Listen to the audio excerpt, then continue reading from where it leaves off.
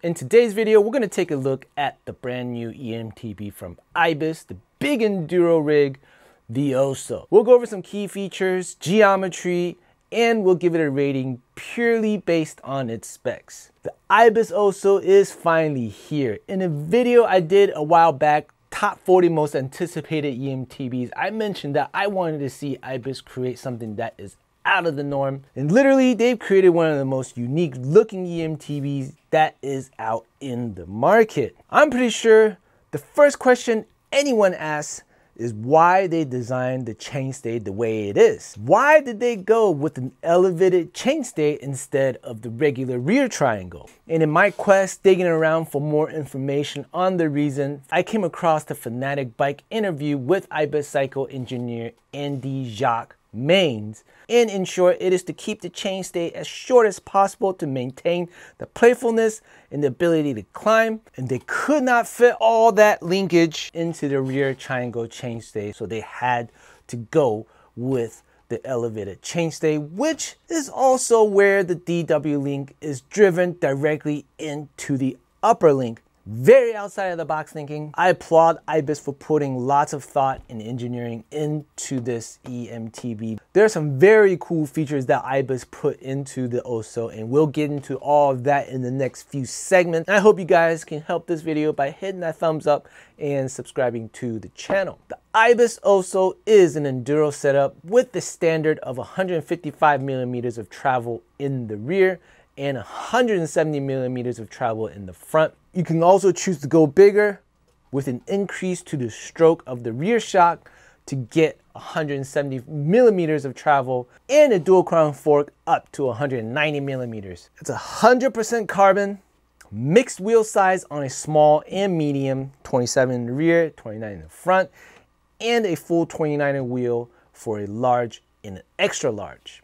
Here's some key geometry numbers based on a medium-sized bike. Head tube angle was 64 degrees, C-tube angle at 70 degrees, reach at 460 millimeters, and a chainstay at 439 millimeters. Pretty short for a big enduro bike. For a large, the head tube angle stays the same at 64 degrees, with the C-tube angle at 78 degrees, and a reach at 500 millimeters, and a chainstay at 444 millimeters. Pretty awesome to see differences between the sizes. Before we begin our rating, I just wanted to say that my ratings are purely based on the specs and in no means an indicator of how well the bike rides, but rather how well the product is put together based on its MSRP and presented to us as the consumer. For those that are new to the channel, here's a brief overview of how I score these eMTBs. My rating system is based on a 10-point average system. The bike will be scored based on 5 categories: cost, battery, torque, integration, and components value. Each category will be scored from 1 to 10, and at the end, we'll take the total average score out of 50 and place it on the Send a Frankie scale. We've already scored 11 eMTBs so far, and today we'll see how well the IBIS OSO does against this list of e-bikes. And to start off, we always talk first about the MSRP. It is the #1 thing that I always check when I shop for an eMTB. In fact, pretty much it's the first thing I check every time I go shopping for anything. IBIS OSO starts at $10,999 USD. That pretty much places this bike into the high-end segment, and it does receive a low score of a 5.5 out of 10 because there are a few things that are really lacking in this GX build. At $10,999, this bike should have at least have an XO1 system or a GX AXS system. Next, we'll take a look at the battery capacity. The 750 watt-hour battery is the perfect size, and with that, it receives a high score of 9 out of 10. Next, we look at the torque. The IBIS has gone with the best rated motor in the industry with the Performance CX line by Bosch at 85 newton meters of torque, but it receives an 8.5 out of 10 only because we rate by the torque specs and not by the motor. I'm actually excited to see the Bosch motor. It definitely contributed to a higher score than the Evo Apocalypse we rated a while back. IBIS has put a lot of thought in engineering into the integration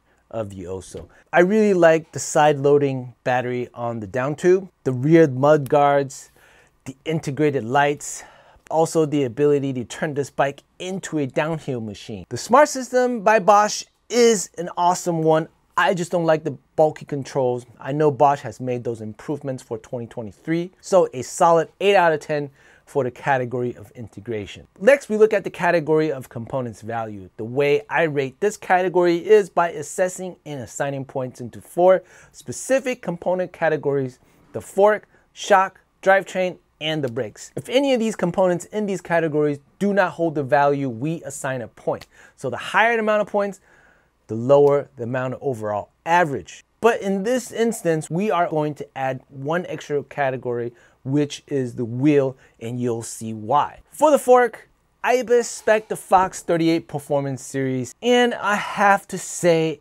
at this price tag, the Performance Series from Fox is really just not up to par. I really think they could have at least at the very minimum, spec'd a Performance Elite. But honestly, I think a Fox 38 factory should have been spec'd at the $10,000 range, so that's 1 point added. For the shocks, the GX build comes with the Fox X2 Performance Elite, which is a decent shock.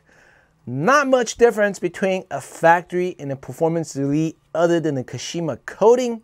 But at the $10,000 range, we should be getting the top of the line components. So that is another point added. Next, we look at the drivetrain, the GX build. Well, what can I say? It's a GX build, and in my opinion, a bit lacking. I mean, at the very least, for a $10,000 build, I think we could have at least done an AXS GX build. That is my opinion, but let me know what you guys think down in the comments section. So that is another 2 points added for the derailleur shifter combo. Next, we look at the brakes. IBIS spec the Shimano XT 4-piston set. I think for brakes, these are very decent. So I'll give IBIS a break in this brake category. No pun intended, no points added. I usually don't consider wheels, but honestly, at the $10,000 range, I just couldn't help to look that IBIS is spec'd an aluminum wheel set. Come on, you guys own your own line of carbon wheels. I really think IBIS should have spec'd their own carbon line into this wheel rather than the aluminum wheels. IBIS definitely needs to work on their components value. Many other brands offer the same components at a much lower price tag. So with that 5 points added in this category, they receive a 5 out of 10 in the components value. And to recap on the total score for the IBIS OSO, with MSRP of $10,999, it received a 5.5 out of 10. 750 watt-hour battery capacity, it received a 9 out of 10. With 85 newton-meters of torque, it received an 8.5 out of 10, and it received an 8 out of 10 in integration and a 5 out of 10 in components value, giving us a total of 36 out of 50, which averages out to a 7.2 out of 10 on the Send a Frankie scale. At the $10,000 and above range, it actually tied with the Evo Apocalypse XT build. I am sure and I'm positive this bike rides super well and likely exceeds many riders' expectation. And after researching and watching all of the rider reviews found on other channels, this bike most definitely lives up to the IBIS name. But for this bike to get a higher rating on my system, it would need to either reduce its MSRP down $7,000 to $8,000, or spec all the high-end parts onto the bike that comes with the $10,000 price tag. We're talking about XX1 stuff, the Fox factory, all the XTR things as well. Again, I hope I'm not alone thinking this way. As always, I would love to hear from you guys down in the comments section. Hope you guys all enjoyed today's video. Hope you found this video useful. Hit that thumbs up, hit the like, hit the subscribe, anything you can do to help the channel out. And with that, we'll see you all in the next one. Peace.